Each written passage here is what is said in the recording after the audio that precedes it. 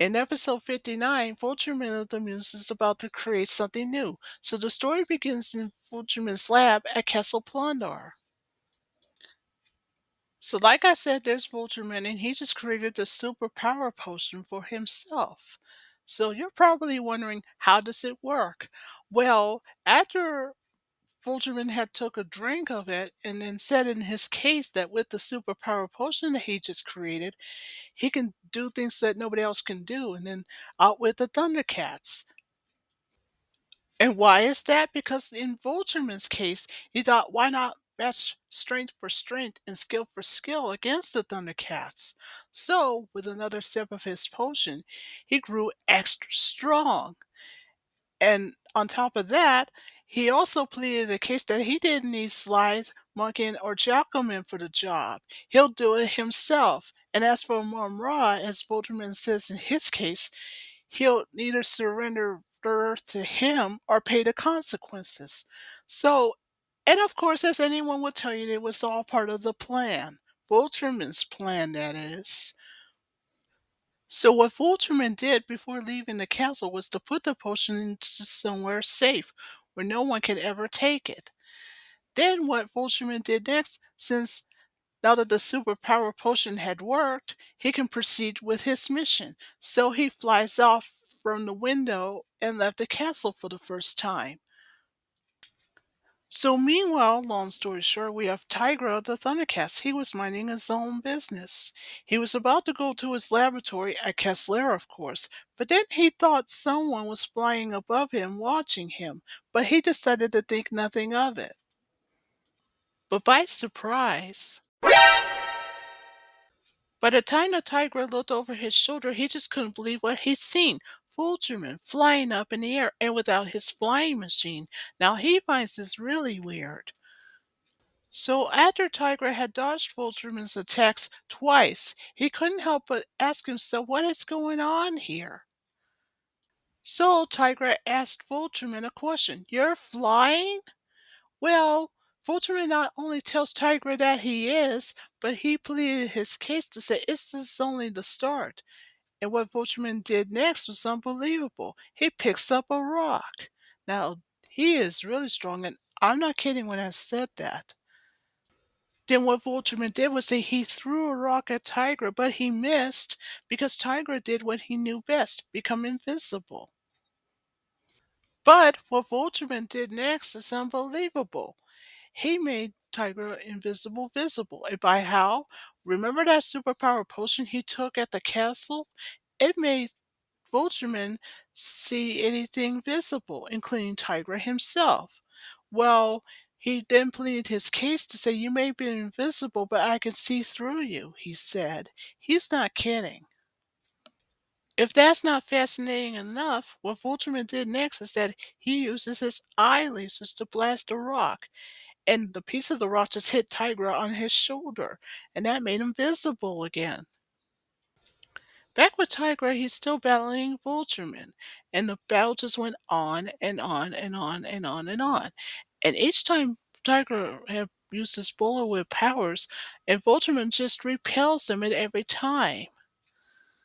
Well, long story short, Vultureman's now all upset and told Tigra, I'm tired of the game. Just stay where you are, he said. Then, of course, bad news for Tigra. He got frozen into a statue thanks to Vultureman's eye laser power. Now, Vultureman can tell that he's very pleased with the result to say that the superpower potion had worked. So after that, he flies off. Meanwhile, in the pyramid's tomb chamber, that's when Mumra woke up to the sound of the pyramid shaking coming from outside. Now, Mumra, who woke up from his sleep in his sarcophagus, he's very upset, and he just pleaded his case to say that someone will pay dearly for waking me up. So he went to the cauldron to see what's going on. And when Mumra saw what was going on, he was in shock. Vultureman flying in the air, throwing rocks at his pyramid. And he says, Hey, Mumra!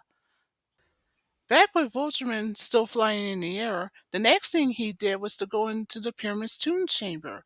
And when Mumra saw what is going on, he couldn't believe it. What Vultureman did next was that he grabs Mumra and takes him to his sarcophagus. Now Mumra went first to speak in his case to insult Vultureman. Then Vultureman has his turn to plead a case to insult Mumra back. So what did Vultureman do? He seals up the door of Mumra's sarcophagus. Now Mumra is really upset with Vultureman. So he not only breaks out of the sarcophagus, but he did what any bad guy would do, transform into his monstrous form, with his spirits of evil statues, of course. So after that transformation, that's when Mumra pleaded a case to ask Vultureman a question. So you dare to attack me? Next thing you know, both Vultureman and Mumra are beginning fighting with each other, powerfully speaking, of course. And it just went on and on and on and on and on. But after that battle, that's when Mumra, when he was about to be defeated, that's when he told Vultureman, wait a minute, we can talk about this. Then Vultureman says, I'm glad you can see things my way, he said. Then Mumra pleaded a case to make a compliment with Vultureman. He says, I had no idea you're very talented. But Vultureman isn't interested in Mumra's compliment. He just told Mumra when he pleaded his case to say, I'm here to make a deal with you, he said. Did you say a deal? Mumra asked. Well, Vultureman not only said that yes, that he did, but he pleaded his case to say he wanted to get rid of the Thundercats and his mutant friends and etc. So Mumra wanted to know from Vultureman what kind of favor he wants from him. So Vultureman replied that the favor from Mumra is to give him the secret of everlasting life. So Mumra agrees to that exchange, then asked him, what if I can share it with you? The Vultureman told Mumra that if you can give me the secret of everlasting life and then share it, we can rule Third Earth together forever. And so, you know what this means, Mumra agrees. So meanwhile in Kessler's control room, so we have Panthro, Lino, and Snarf, and they're getting really worried about Tigra. So Snarf wanted to know, where is he anyway? So after Snarf had pleaded a case to say Tigra should have been back by now, according to Panthro, he says that he couldn't find him on the screens anywhere. Lionel, on the other hand, had no luck trying to communicate with him on those communicators. There's only one thing for the three of them to do, is to look for him. So in the Thunder Tank, that's exactly what they did. So while in the Thunder Tank, Panthro suggested to Lionel and Snart that they could cover more ground if they split up. So that's what they did. So after Lionel and Snarf suggested that they could go west, while Panthro goes east in his Thunder Tank, and they can meet up later. So they head off. Meanwhile, at Castle Plondor, in the meeting room, we have Slide, the mutant's leader, Jackalman, and Monkeyan. So when Vultureman came back, now remember he just left from the Pyramid Tomb Chamber moments ago. And then what Vultureman did is that he pleaded a case to ask a question as an insult. So after Vultureman had pleaded the case even further to tell the mutants that no wonder the Thundercats are in control of the entire Third Earth, you can tell that Sly's not very happy about it, then asked him, who do you think you're speaking with? Then Vultureman had his turn to plead a case to Sly, the mutants' leader, to say, as a matter of fact, I'm speaking with you, personally, he said. So back with Sly, the mutant's leader, he has his turn to plead a case to Vultureman to say you'll regret for saying it. Next thing you know, both Vultureman and Sly are fighting with each other. Well, long story short, bad news for Sly. He was soon realizing that he's no match for Vultureman's power. So after his feet was all tied up, he told Jackalman and Monkeyan to attack him. So they did. But unfortunately for Jackalman and Monkeyan, they collided. So back with Slide, the mutant's leader, what he did is that after he got up from the floor, he grabs the mace, then pleaded his case with Vultureman to say, nobody pushes me around and gets away with it. I ought to pulverize you. Before Slice can do anything about it, that's when Vultureman did something he never did before. He mesmerized Sly, the mutant's leader, then told Jackalman and Monkey that for now on things are going to be different. You do as I tell you to do, he said. So Slythe agrees to do what Vultureman said to do, and so were Jackalman and Monkey, and they both agreed as well. So meanwhile, back with Panther in the Thunder Tank, he's still looking for Tigra, but his screen readings showed absolutely nothing. So he contacts Lino. Go ahead, Panther, Lino says. I can't find Tigra anywhere, he said. Oh, let's not forget, Lino and Snarf are looking for him too. In the meantime, after the transmission had ended, Panther in the Thunder Tank continued his search. And of course, so did Lino and Snarf. So, back with Panther in the Thunder Tank, he spotted something up ahead. It's Tigra of the Thundercats. But wait! Panther sensed that something was off, so he got out of the tank. He tried to get Tigra's attention, but nothing happened.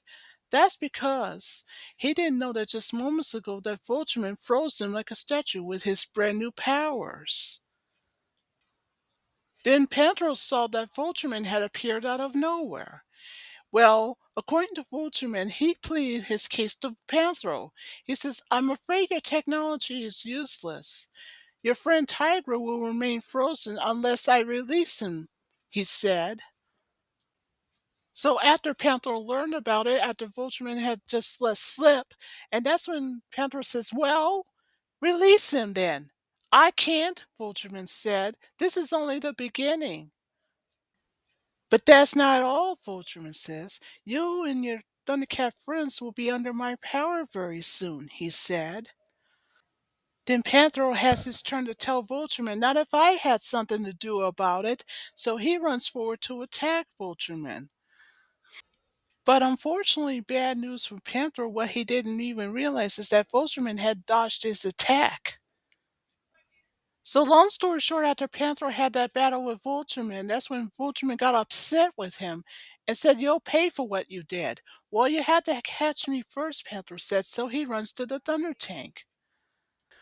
So back with Panthro in the Thunder Tank went closer and closer to Vultureman. But thinking quickly, Vultureman uses his powers, just like what he did with Tigra. And the Thunder Tank went down in the ground, so it's not going anywhere, unfortunately. Well, bad news for Panthro, unfortunately for him, he didn't stand a chance against Vultureman either. So just like what he did to Tigra, he froze him. So back with Vultureman, he pleaded a case to say, well, so much for Panthro, but I think I find the other Thundercats more interesting, he said. So back at Castle Plundor's meeting room, now remember we have Sly, the leader of the mutants, who was mesmerized at the moment, and along with Jackalman and Munkin, who weren't mesmerized yet. So Jackalman pleaded his case with Munkin to say, we gotta get out of here. I agree, Monkey insists, but there's only one problem. How are we gonna do that? Especially when Slythe was watching and looking at us, Monkey asked. But wait! Jackalman spotted that Slythe is no longer mesmerized. Do you know what this means? The superpower potion's effects had worn off. So back with Slythe, who's no longer mesmerized, he said, what happened? What's going on? Well, Jackalman just let slip to say that Vultureman's the one that caused all of this, he said. Jackalman also explains that because of Vultureman, he got Slythe under his control, acting like a robot, so to speak. No wonder he could remember a thing, because according to Jackalman, when he explains further, Vultureman has taken over his mind. Back with Slythe, after he found out what was going on by Jackalman, he says if we don't find the secret to Vultureman's powers, we're all going to be doomed, he said. So Sly told Jackalman and Monkey to search everywhere, so that's what they did. So Monkey went ahead and looked in the castle's kitchen. Jackalman, meanwhile, goes to Vultureman's lab. Then, as Jackalman opened up the secret place, and that's when he spotted something very interesting.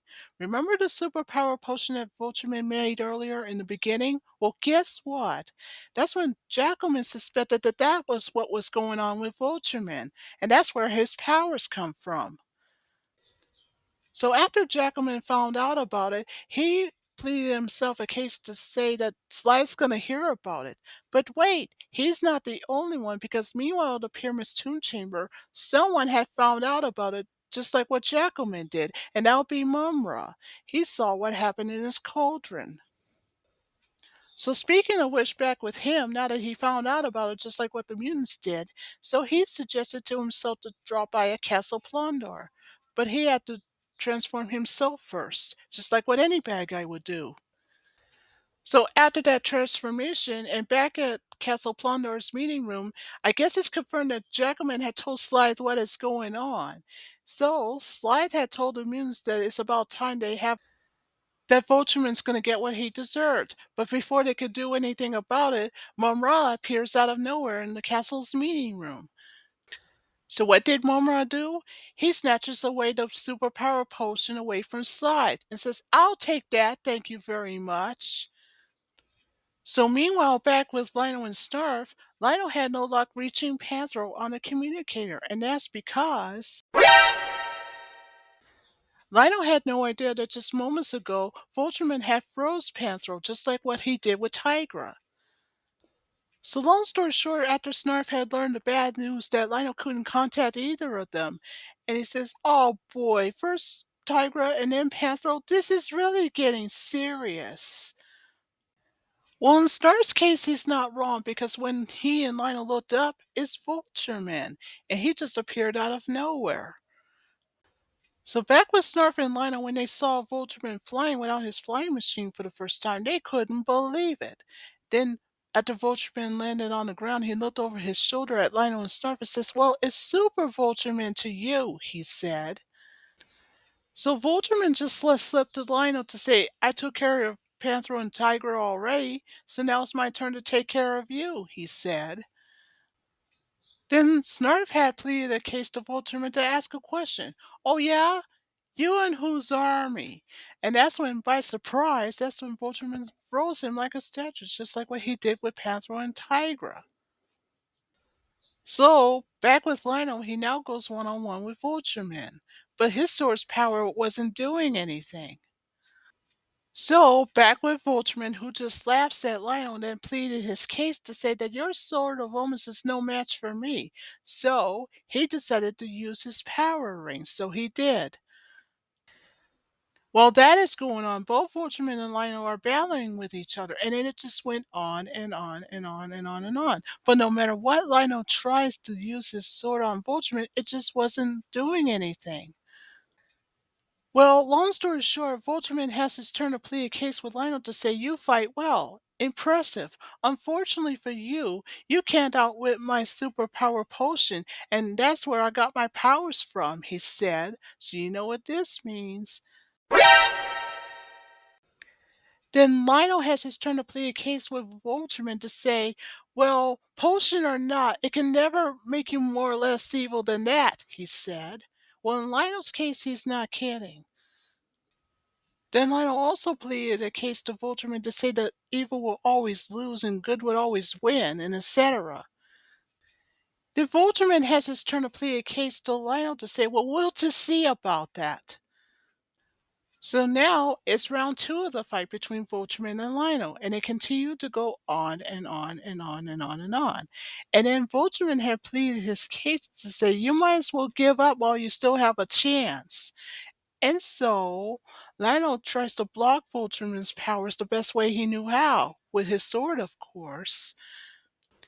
So Lionel pleaded a case during the battle with Vultureman to tell him that there's no way he's giving up, no matter what. Then Vultureman told him, "Well, so be it. You don't leave me much of a choice." So just when things are looking bad for Lionel, he did what any good guy would do. He uses his sword of omens to project a Thundercat signal, of course. So that's what he did. And while that happens, and I forgot to mention that Vultureman was growing weaker by the minute. And why is that? Because he just found out that his superpower potion's effects had just worn off. So back with Tigra and Panthro, remember them? They were frozen in place, but not anymore. By the time they had seen the Thundercat signal, thanks to Lino, they're not frozen anymore. So now in the Thunder Tank, both Panthro and Tigra are on their way. So back with Lionel and Vultureman, and of course, unfortunately for Snarf, who's still frozen at the moment. In the meantime, speaking of Vultureman, he tries to concentrate as hard as he could get. And with the power ring, which he still got by the way, what he did is that he uses the power ring's power on the Thundercat signal. Just when things are looking bad for Lionel, guess who decided to show up? It's Tigra and Panthro, and in the Thunder Tank. Now, the first one out of the tank is Tigra. The next Thundercat out of the tank is Panthro, and both of them are attacking Vultureman. But what anybody doesn't even realize is that during that battle, guess who decided to also show up? It's Mumra. And he has the bottle of superpower potion that Vultureman had made back at the lab at Castle Plondor. Now remember that's the exact same bottle of superpower potion that Slythe had, but now he doesn't have it anymore because Mumra now has it. So back with Mumra, he asked Vultureman a question. Are you looking for this? Then Vultureman stepped forward to beg and plead to Mumra to hand over the bottle and to do it quick. But just when Vultureman was about to take the bottle, but Mumra says, not so fast. We have some bargaining to do, he said. Then Vultureman asked him why. We made an agreement, remember? By surprise, Mumra just told Vultureman that he's changing the plans, but not so fast. Lionel has a plan of his own. And by how? He uses the store power on the bottle of superpower potion. And once that happens, the bottle was shattered to pieces, and that made Vultureman upset. So he said, oh no, and then tries to blame it on Mumra, and then said, now thanks to you, I'll never be able to duplicate it. But on the contrary, it was Lionel that destroyed that bottle.